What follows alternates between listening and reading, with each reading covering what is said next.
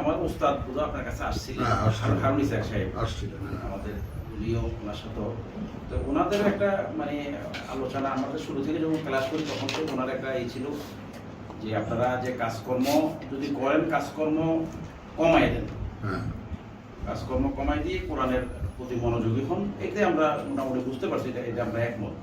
তারপর আপনার আলোচনার সাথেও মোটামুটি সামঞ্জস্য আছে এখানে, দেখেছি যে আপনিও সেটা বলছেন।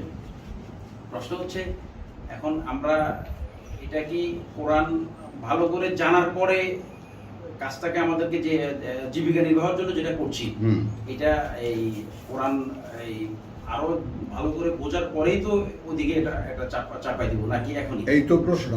আচ্ছা, আমার ভাই, আপন ফুফাতো ভাই, আমরা এক বয়সী। তোমার তাস খেলতে যেত রোজ, খেয়াল করলো, করতো ব্যবসা, হাতির কুলে এক বাড়িতে কি জানি ব্রে না কি খেলে, ওইটা খেলতে যেত। তো ওই যে মানে যেহেতু পরিচিত জায়গাগুলো, এই জন্য আমি বলছি কথাগুলো যে দৃশ্যমান হবে একেবারে। বাটা মোড় গ্রিন রোডের ওইখানে নেমেছে, বৃষ্টি পড়তেছে প্রচণ্ড, বৃষ্টি পড়ছে প্রচণ্ড। তো ওইখানে মিনিবাস থেকে নেমে দৌড় দিয়া একটা ফার্নিচারের দোকানে ঢুকছে।